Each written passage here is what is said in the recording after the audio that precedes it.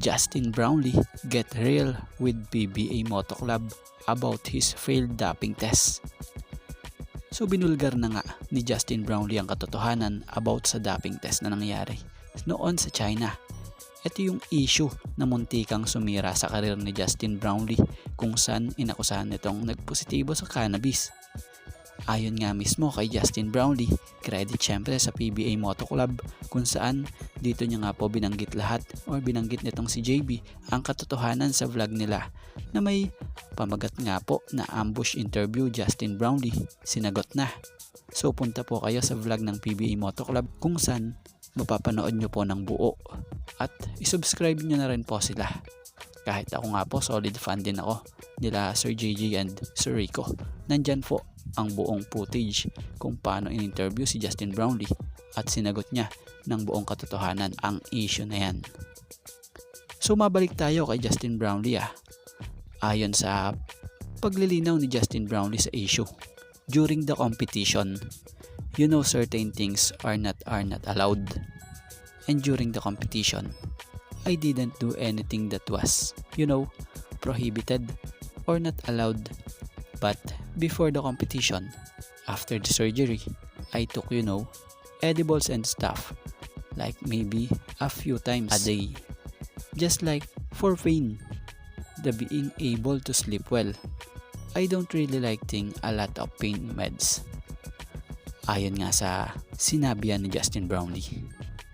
So tanong ni JJ Haltalbran dito, ang former Ginebra teammate niya and former PBA MVP. So it was medicinal? Ang sagot nga dito ni Justin Brownlee, yeah, I had all my paperwork to prove that as well. But unfortunately, it was still in my system. But during the competition, I didn't take any of, THC or anything that they cap. So yun nga po, malinaw na siguro sa inyo etong big reveal na issue na binabato kay Justin Brownlee nung tinest siya sa China. Malinaw na hindi talaga siya addict tulad ng iniisip ng mga basher dyan na patuloy na humihila sa kanya pababa.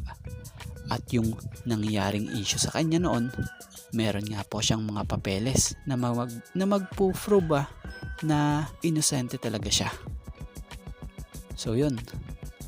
At malipat naman tayo rito sa big man na hawak ng Ginebra na mapalad naman. At maging Ginebra, pinalad rin sa pagdating ng big man na ito sa kanila. From bench player to starter. So ayon nga kay Ralph, noong time na siya na mag best player sobrang saya niya daw dahil nabigyan siya ng pagkakataon maging first 5 dahil noon pa man ay off the bench nga siya. So sobrang taas ng tiwala na binibigay talaga sa kanya ngayon ni Coach Tim Cone para sa akin talagang pwede pang humusay ito na player na to. Tahimik lang at walang reklamo sa laro at focus lang talaga.